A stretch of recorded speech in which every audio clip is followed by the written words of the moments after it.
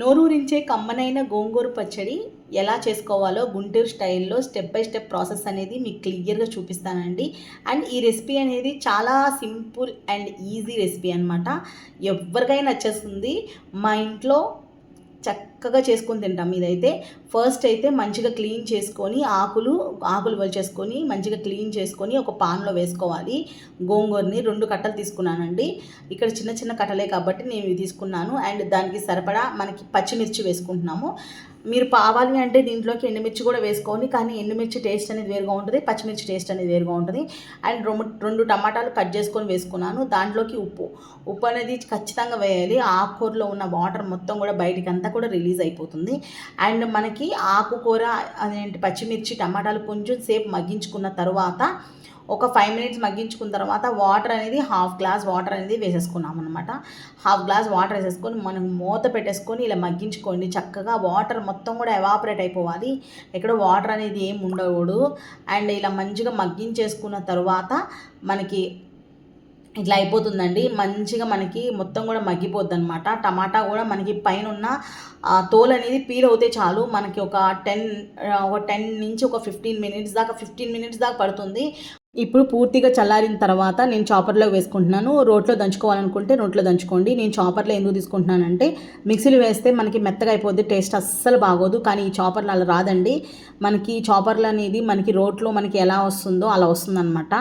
Taste అయితే role taste అనేది దేనికి రాదు, కానీ టేస్ట్ అనేది మిక్సీ కన్నా చాలా బాగుంటుంది ఈ చాపర్లో. నాది సింగిల్ బ్లేడ్ అనమాట, సింగిల్ బ్లేడు. అందుకే నేను ఈ చాపర్లో మధ్యలో కలుపుకుంటూ వేసుకుంటాను అనమాట. ఒకేసారి వేస్తే మనకి టేస్ట్ అనేది పాడైపోతుంది.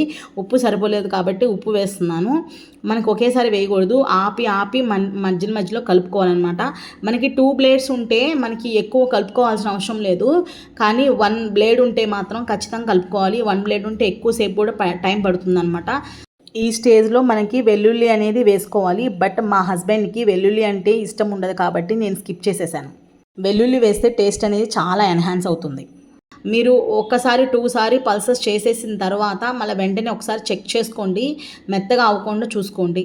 ఇట్లా అయిపోయిన తర్వాత తాలింపు పెట్టేసుకుంటున్నాను. తాలింపులోకి మనకి సాయిపప్పు 1 స్పూను, ఆవాలు 1 స్పూను, 1 స్పూన్ జీలకర్ర, ఈ 3 కూడా వేసేసుకోవాలి. మంచిగా మనం ఫ్రై చేసుకోవాలండి వీటిని. మనకి తాలింపు అనేది చాలా టేస్ట్ ఇస్తుంది దీనికి.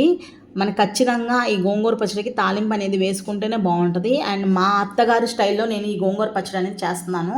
అండ్ మనకి ఈ తాలింపు అన్నీ కూడా మగ్గిన తర్వాత నేను కొంచెం ఇంగువ అనేది వేసుకున్నాను, కరివేపాకు వేసుకున్నాను. మంచిగా ఫ్రై చేసేసుకోండి. ఇంగువ అనేది చాలా అంటే చాలా బాగుంటుంది అండ్ డైజెషన్ కూడా చాలా మంచిది. అండ్ ఇంగువ అనేది ఖచ్చితంగా యాడ్ చేసుకోండి.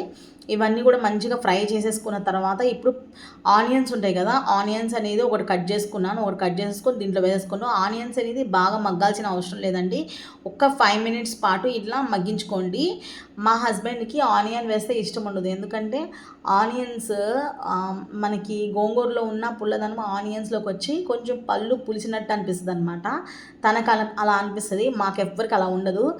ఈ పచ్చడికి అయితే చాలా ఫ్యాన్ బస్ ఉందన్నమాట. ఎందుకంటే మేము ప్రేయర్స్ పెట్టించుకున్నప్పుడు ఫ్రెండ్స్ అండ్ ఫ్యామిలీ మెంబర్స్ని, చర్చ్ మెంబర్స్ని అందరినీ పిలుస్తాం కదా, అందులో ఈ పచ్చడి అనేది ఖచ్చితంగా ఉంటుంది. చికెన్, మటన్ ఏదైనా సరే, బిర్యానీ వండినా సరే మేము ఖచ్చితంగా ఈ పచ్చడి చేస్తాం అనమాట. ఎందుకంటే వాళ్ళకి చాలా అంటే చాలా ఫేవరెట్ ఈ పచ్చడి. నేను ఒకసారి చేసి పెట్టాను, ప్రతి ఇయర్ కూడా అడుగుతూ ఉంటారు వాళ్ళు నన్ను, ఖచ్చితంగా గోంగూర పచ్చడి చెయ్యమ్మా అని చెప్తూ ఉంటారనమాట. ఏమేం కూరలు చేయను ఆంటీ అని ఫోన్ చేసినప్పుడు నాకు చాలా హ్యాపీగా అనిపిస్తుంది. ఎందుకంటే ఈ గోంగూర పచ్చడి మా అత్తగారి దగ్గర నేర్చుకున్నా, మా హస్బెండ్కి ఇష్టమని పెళ్ళైన కొత్తలో. అండ్ చాలా అంటే చాలా బాగుంటుంది. ఒకసారి మీరు కూడా ఈ స్టైల్లో ట్రై చేయండి.